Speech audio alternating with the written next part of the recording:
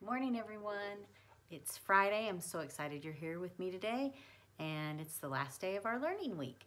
And then I will take a little break this weekend, and I will see you back next weekend. I might make a fun video on Sunday for maybe a game you could play at home if I can get my son Colton to help me.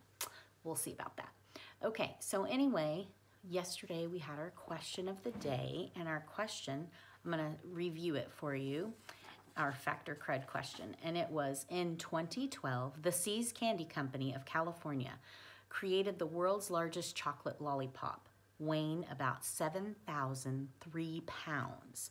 So you were supposed to guess if that was fact or crud. So what did you guess? And here is the answer. It is a fact. So if you guessed fact, you got that right. And let me show you what it actually looks like. Whee! Right here, there it shows the flatbed truck that the semi is pulling there. 7,003 pounds is heavier than 17 adult male gorillas. So that's pretty heavy. And let me zoom in here and you can see, look at the people in comparison to what it looks like right here. Here's the stick and there's the actual chocolate sucker part. That's crazy. That's pretty big. Okay, so that was your question of the day. Now let me come back around here. We'll get the fact off there. And we will go to our word of the day from yesterday. Our word was obviously, and it says this wall is not clean anymore. And that picture is a very good example of what obviously means. It's obvious, or obviously this wall is not clean anymore. And here's what obviously means. It says obviously. It's an adverb for the part of speech, and it means in a way that is easily perceived or understood clearly. So that means you should understand it. It should be obvious to you. It should be an easily understood thing. And then we have the synonym right here, which I put evidently, and then our antonym, which would mean the opposite, perhaps. So perhaps would mean not really sure. It's not really out there in the open for me to understand. It might mean that. All right, so that was that. Now there we go. Now I can see you. So we're gonna be reading today, so I gotta set you down. There we go. Ooh. Okay, so I'm gonna be reading today out of the next chapter in our Darth paper book. So yesterday I asked you to make a prediction about how we got into this mess. And this is a chapter by Tommy. He is going to tell us how they got into the mess of, yesterday we learned that Dwight is going to be suspended from school, and which means no more Origami Yoda to help them with their problems, and they're only left with Harvey and his Darth paper. So we're gonna hear a little bit today about why is Dwight being suspended from school? How did we get into this mess? By Tommy. So Darth Paper and Origami Yoda were always fighting. At first, Harvey wanted them to have an actual fight with paper lightsabers, but Dwight wouldn't do it. Wars do not make one great, Dwight Origami Yoda said. But he ended up fighting a war whether he wanted to or not. Harvey wouldn't let up. He and Darth Paper would do something obnoxious, like find out I was doing a report on Booker T. Washington and run to the library and check out all the books about him. But then Origami Yoda would come up with a solution, like telling me that you can download Booker T. Washington's autobiography for free. Origami Yoda and Darth Paper spent the whole first month battling each other like that. Then all of a sudden things got bad. So fast. We could barely even figure out what was going on. It started when Jen came over to our lunch table to ask Origami Yoda a question. Jen is one of the people who never talked to us before Origami Yoda. And because she's so popular, we figured she must be a real stuck-up. But actually, once we got to know her a little better, she didn't seem so bad. And she took Origami Yoda pretty seriously, which was really surprising. It turns out that she is a huge Star Wars fan. Need some help from Darth Paper? Asked Harvey. No, she answered. I need some real Jedi Master advice. See, they're going to let me try out for the JV cheerleading team at the high school.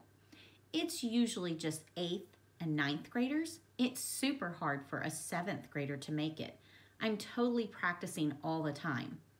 Do you think Origami Yoda can give me any secret advice? Dwight was just sort of staring at his food.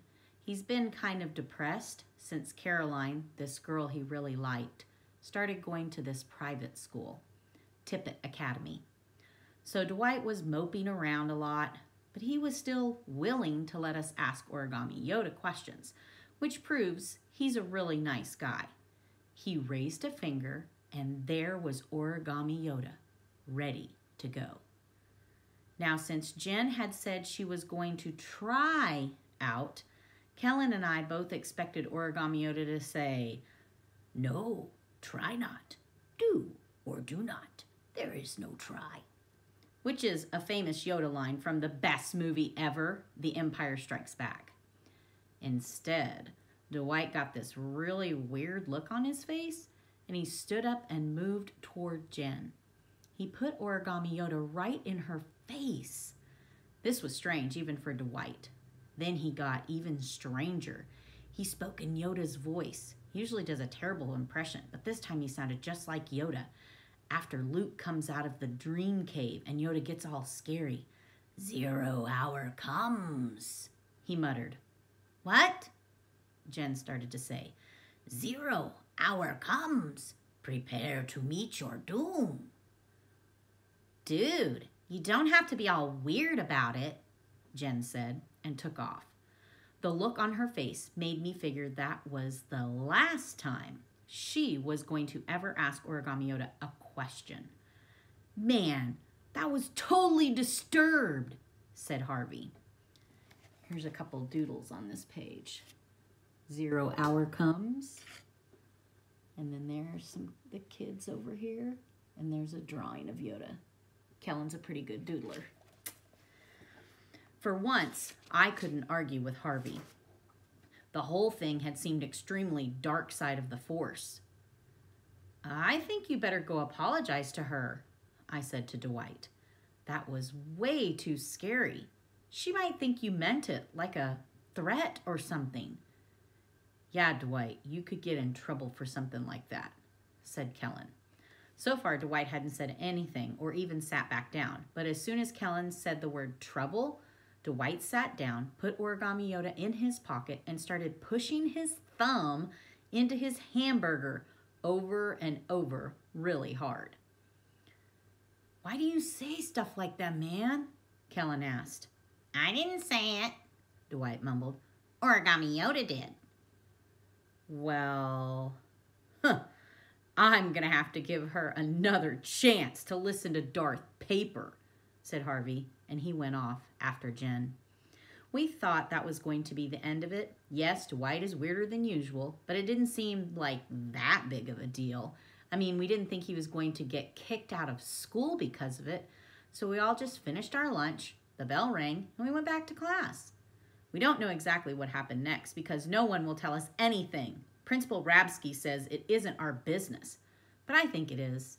Anyway, somewhere in there, Jen must have told somebody, maybe Principal Rabsky, that Dwight had said something scary.